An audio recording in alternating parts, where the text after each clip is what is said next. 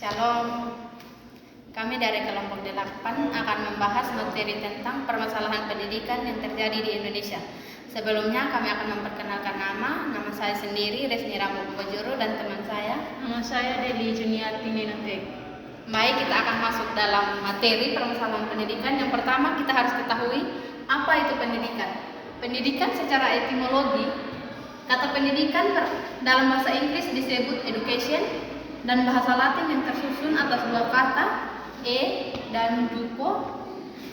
Kata e berarti sebuah perkembangan dari dalam keluar, dari sedikit menjadi banyak, sementara duco berarti perkembangan atau sedang berkembang. Secara etimologi, pendidikan menjadi berkembang atau bergerak dari dalam keluar. Dengan kata lain, pendidikan berarti proses mengembangkan kemampuan diri sendiri, inner abilities, dan kekuatan individu. Menurut Undang-Undang Dasar Sisdiknas Nomor 20 Tahun 2003, pendidikan adalah usaha sadar dan terencana untuk mewujudkan suasana belajar dan proses pembelajaran sedemikian rupa supaya peserta didik dapat mengembangkan dirinya secara aktif. Masalah pokok pendidikan di Indonesia. Sistem pendidikan menjadi bagian yang tak terpisahkan dari kehidupan supratastis. Pembangunan sistem pendidikan tidak mempunyai arti apa-apa jika tidak sinkron dengan pembangunan nasional. Misalnya, masalah mutu hasil belajar suatu sekolah tidak dapat dilepaskan dari kondisi sosial, budaya, dan ekonomi masyarakat.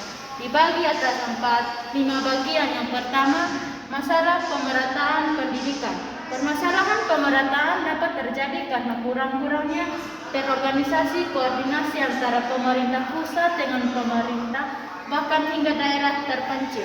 Yang kedua, masalah mutu pendidikan. Dalam dunia pendidikan, mutu pendidikan menjadi sorotan karena sangat berperan besar dalam menentukan kualitas sumber daya manusia yang telah bercetak melalui pendidikan.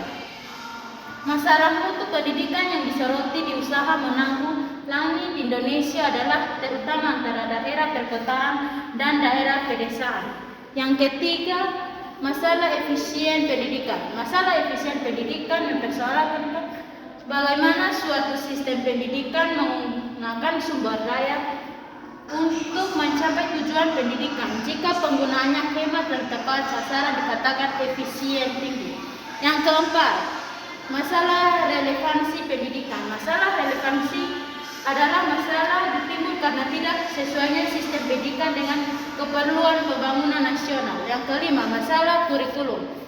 Masalah konsep pelaksanaan. Sumber masalah ialah bagaimana sistem pendidikan dapat memperkali peserta didik untuk terjun ke lapangan, bagian yang tidak melanjutkan sekolah.